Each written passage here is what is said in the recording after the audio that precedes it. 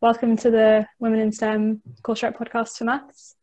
Do you guys both want to introduce yourselves, what your name is, what year you're in? I'm Caitlin in second year doing maths, and I'm at Trebs.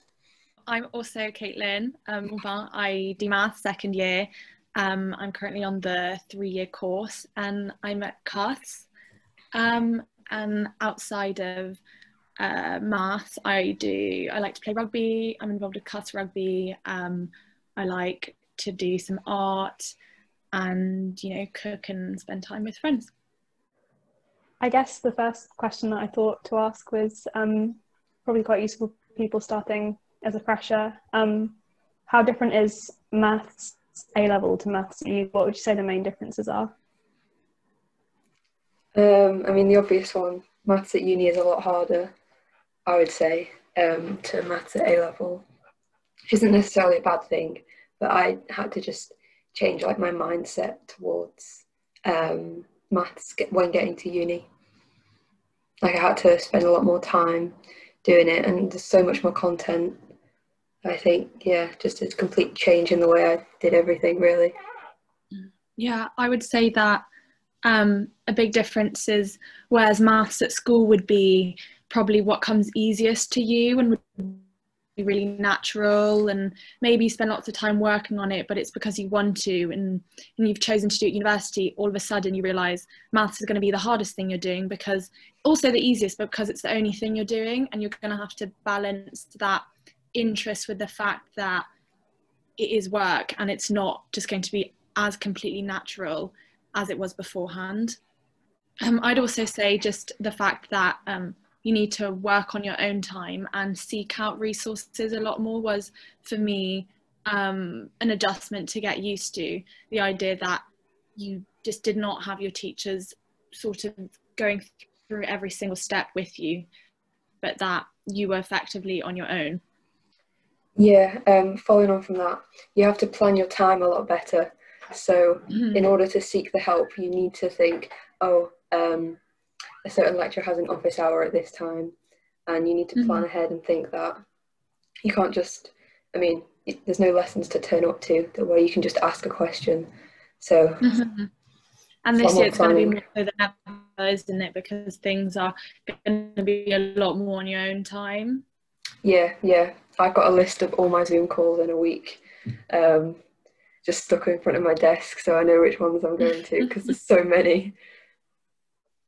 The next thing that I've sort of thought to ask is if you feel like you have much time for extracurricular activities, and if you do, what do you do?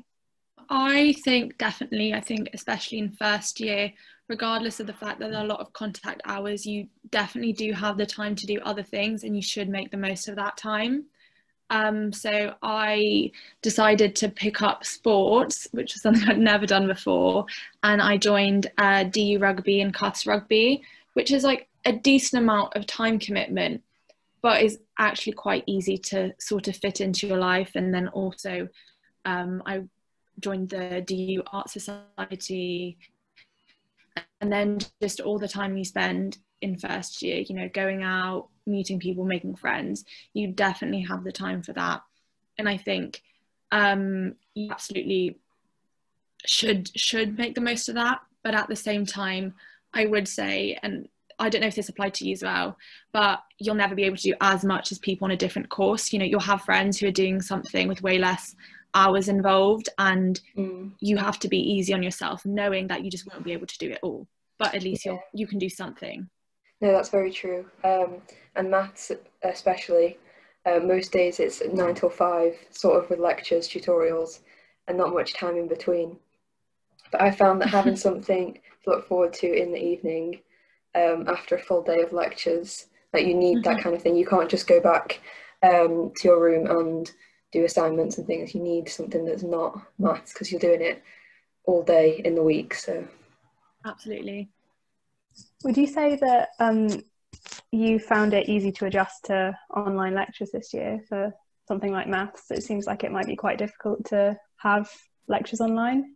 We had a few lectures like 6 months ago that were online as soon as lockdown started, so we've kind of done a bit before, but Like, we've had a week of it so far. I think it's very different. It can be hard watching so many videos in a row, just sat here like by yourself. I find that quite difficult, keeping focused in order to cover the content. I don't know how you find. I would definitely say the sort of motivation to do everything on time can be a little bit hard. It's easy to get distracted, especially, you know, in second year this year now living with friends.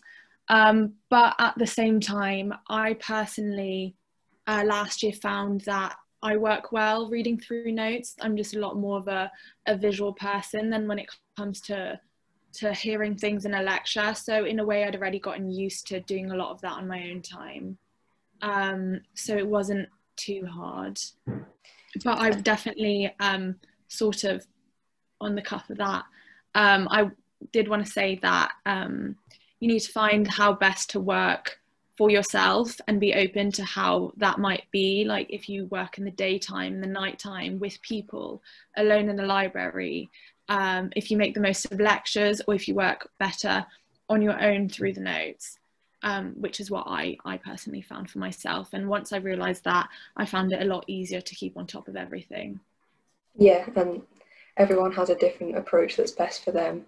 And for me, it took quite a while last year to find out what was best for me. Like, it doesn't come quickly, maybe a term in, and I'd figured out how best to go about things. What's the gender balance like in like maths undergrad? I would say maths is actually one of the most equal STEM subjects. I don't know if you found that, but I would guess probably 40-60. Yeah, I think it's about that, yeah. It doesn't feel too bad in lectures, I would say. You don't feel like isolated, right? Like, you don't feel like there's a very big gender imbalance in lectures. And do you feel I've noticed it more in tutorials. I don't know about you. Yeah, actually, I would agree with that.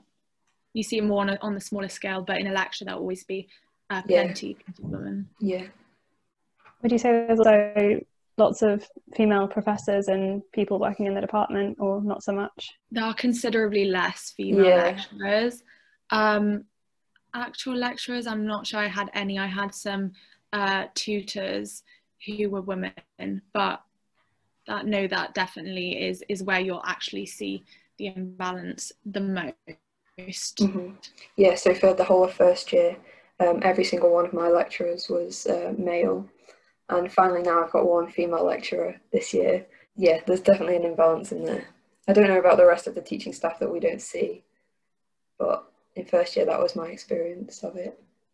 Just some like slightly more specific advice on math. I was thinking in general, keep on top of problems. I think that and tutorial are the best way of really understanding the subject. I would say also get the calculator that they can give you as soon as possible, to just sort of get used to working how you will in exams, even if we don't know under what form they'll be this year. And also for exams, I don't know if this is more of an English thing because I was in the French system, but I found the collection exams really, really fast paced. So I think you should definitely try your best to go through problems quickly. And the sooner you do that, the easier it'll be long term. Yeah, and I'd say start doing them quite early on as well. I left it quite late in my revision to start practicing questions, and I wouldn't really recommend that. Because I was so focused on the amount of content, trying to revise that before starting questions, whereas I think it would probably be better to do questions. Yeah, that's what I found as well, and it took me longer, but I actually think now that questions and problems are the best starting point. Yeah, definitely. Yeah, that's my mindset this year going into I was also thinking, just in general, find the right balance between your course and your social life.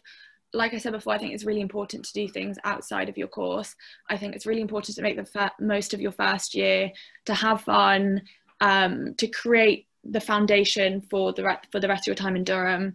But that extends also academically. I think STEM subjects and maths specifically, obviously because I know about it, is a very foundational course and every single year you're building upon the knowledge you got the year beforehand. So you can't write off a whole year. And it doesn't mean you have to spend your whole time working, but make sure you know what you have to know to put the best step forward for the next year.